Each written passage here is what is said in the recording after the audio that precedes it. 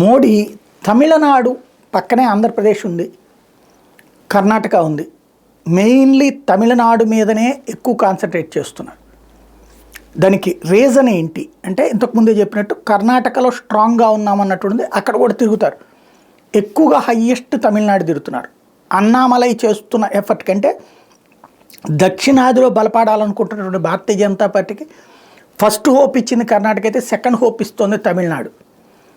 Telangana third hope. అందుకనే elections ఇంకా time ఉంది తెలంగాణకు, కాబట్టి అక్కడ కూడా పెద్ద ఎత్తున చుట్టైపోతున్నారు. ఎక్కడైతే భారతీయ జనతా పార్టీ సొంతగా ఎదుగుతుందో దక్షిణాదిలో అనుకుంటున్నారో అక్కడ సీరియస్ కాన్సన్ట్రేషన్ చేస్తున్నారు. అందులో భాగంగా ఆంధ్రప్రదేశ్కి కూడా కొంత సమయం ఎక్కువ ఇయ్యమని భారతీయ జనతా పార్టీ రాష్ట్ర నాయకత్వం, అట్లాగే కూటమిలో భాగస్వాములైనటువంటి పవన్ కళ్యాణ్, తెలుగుదేశం పార్టీ అడుగుతూ ఉన్నాయి, అభ్యర్థిస్తూ ఉన్నాయి.